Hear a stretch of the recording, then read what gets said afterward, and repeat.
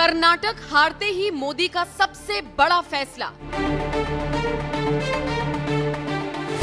UP के लिए अब ये काम करेंगे पीएम मोदी।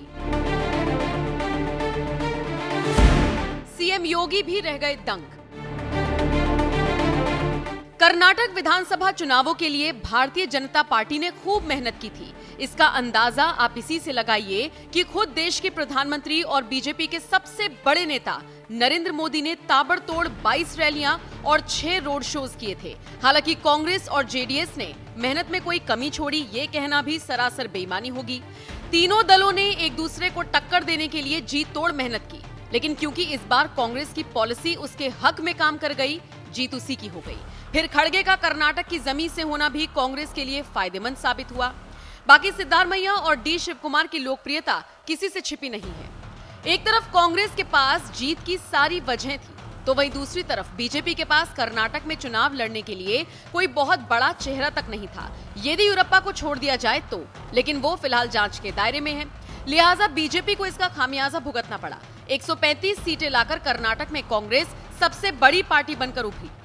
बीजेपी के खाते में 65 सीटें गईं, जबकि जेडीएस को 18 सीटों पर ही संतोष करना पड़ा। कर्नाटक तो अगले 5 साल के लिए बीजेपी के हाथ से गया, लेकिन अभी कई और राज्यों के साथ साथ साल 2024 में लोकसभा चुनाव होने हैं। ऐसे में बीजेपी अपनी कोई भी गलती दोहराना नहीं चाहेगी, लिहाजा खुद पीएम मोदी ने खाका तैयार कर लिया है।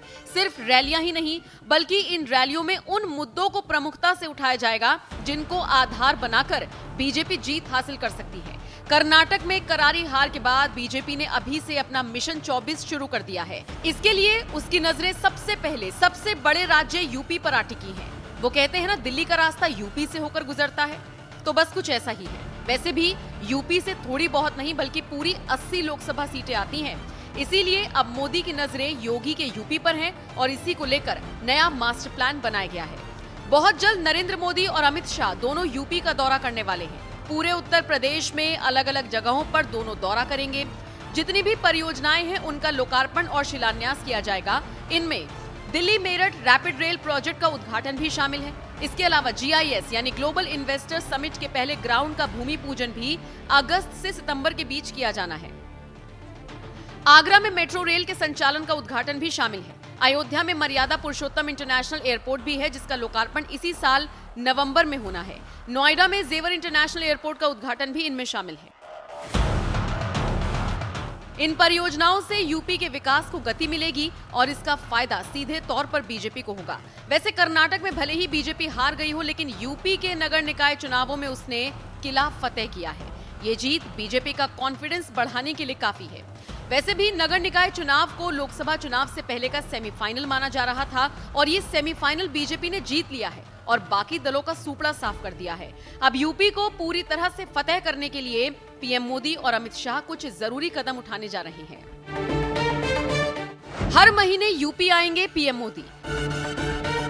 पीएम मोदी हर महीने यूपी के दौरे पर आएंगे और जन संवाद के जरिए मूल मुद्दों को जानने की कोशिश करेंगे।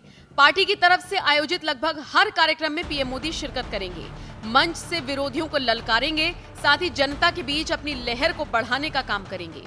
हारी हुई सीट को जीतना होगा टारगेट। बीजेपी के राष्ट्रीय अध्यक्ष जेपी नड्डा और केंद्रीय गृह मंत्री अमित शाह की नजरें पिछली बार हारी हुई सीटों पर रहेंगी। सीटों के समीकरण को देखते हुए बड़ा प्लान बनाया जा रहा है, जिसे खुद जेपी नड्डा मॉनिटर करेंगे। अमित शाह और जेपी नड्डा के कंधों पर संगठन से जुड़े अभियानों को संभालने की जिम्मेदारी भी होगी।